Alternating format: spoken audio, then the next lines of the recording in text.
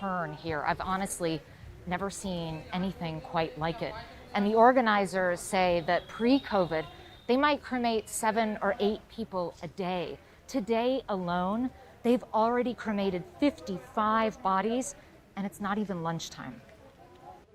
Just months ago, India's leadership boasted that the country had effectively defeated COVID. Now it has set global records for new cases as a terrifying second wave ravages the country. Jitender Singh Shunti says he and his men don't even stop to take breaks. And still, they can barely cope with the flow. A volunteer approaches. They've run out of tables for the bodies, he says, then adds that his mother died from COVID the night before. You must be tired. Very. But this time is not for the rest. Do you believe the government figures, the death tolls, the COVID figures that they're giving, or do you think the real figures are much higher? जो figure आप television पे देखते हैं. The numbers that you're seeing on television are the numbers of people who are dying in hospitals, he says.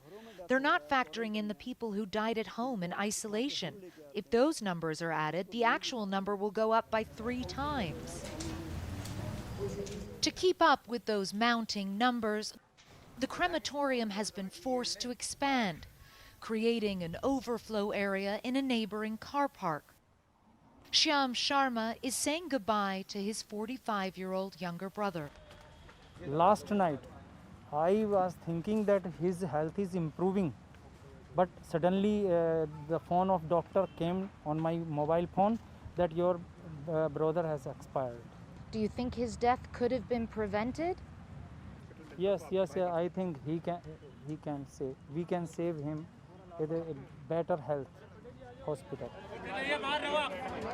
India's healthcare system is at a breaking point. Unable to cope with the scale of the crisis, its people left to fend for themselves.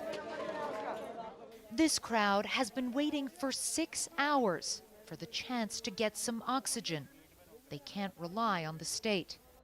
Who do you need oxygen for? My mother. Your mother? How old is she? 47. And is her oxygen very low? She's in very critical condition. 58%. 58%, right. And we are trying since morning, we are not getting the oxygen anywhere. How many places have you been to? 19. 19? Since morning, since 6 a.m. Have you tried taking her to the hospital? There are no beds. There are no beds. Before 4 days we have tried so much, but we didn't get any beds. Priya Shrivastava was lucky enough to find her mother a place in a hospital, only to find out there was no oxygen. Around 10 deaths I have seen in front of my eyes. What should I do? And I'm so scared what's gonna happen with my mom. Are you angry? I'm so angry because of this organization. Our government is so careless. They even don't care about what public is suffering. They don't know from which thing we are suffering. There are so many people who are standing over there and fighting for this thing. Her mother is now in critical condition. Like many here, she feels completely overwhelmed. For those who can't source their own oxygen, this is the only option. A drive-in oxygen center by the side of the road. A woman arrives unconscious in a rickshaw. Several hospitals have already turned her away. They simply didn't have the beds. Now she is relying on the kindness of strangers. Her sons work desperately to try to revive her. This isn't a hospital or even a clinic. It's a Sikh temple. But for these people who've already been turned away from so many hospitals, this is their last chance at survival. The leader of the Sikh charity that runs this facility says it gets no support at all from the government. He says he already had COVID twice. But he and his volunteers continue to work 24 hours a day. We want to save their lives. This is our heart's voice. It must hurt your heart to see the way your people are suffering. Yes, madam. Many times we cry also. What is going on?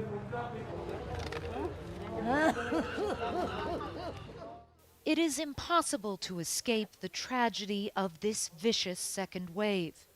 Coronavirus is ravaging the old, but it has not spared India's young. The Prime Minister has announced that everyone over the age of 18 can get the vaccine. But with less than 2% of the country inoculated, that offers only a distant hope.